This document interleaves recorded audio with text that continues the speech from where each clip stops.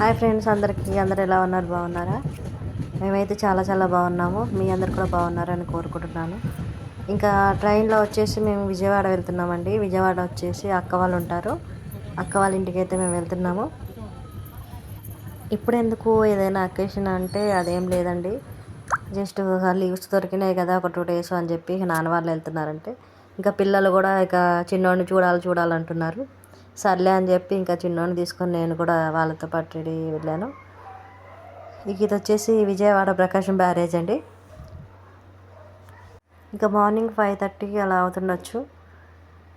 ప్రకాశం barrage అది గదిగో దూరానికి కనిపిస్తుంది. కనకదుర్గమ్మ గుడి అంటారు విజయవాడ.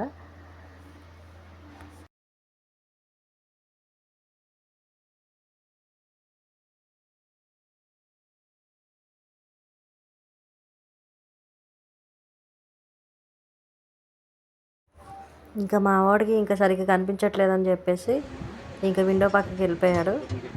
ఇంకా అక్కడికి వెళ్ళి ఆటలు ఆడుతూ ఉన్నాడు. ట్రైన్ అయితే క్రాసింగ్ ఉందేమో, కొంచెం ముందుకెళ్ళిన తర్వాత ఆగింది.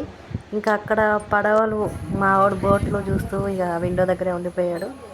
ఎక్కడో లాంగ్ డిస్టెన్స్లో బోట్లు అయితే కనిపిస్తాయి, 2 boats, అవి చూస్తూ ఉన్నాడు. సమ్మర్ టైం వచ్చేసింది కదా, అసలు నీళ్ళన్నీ మొత్తం ఇంకిపోయినాయి.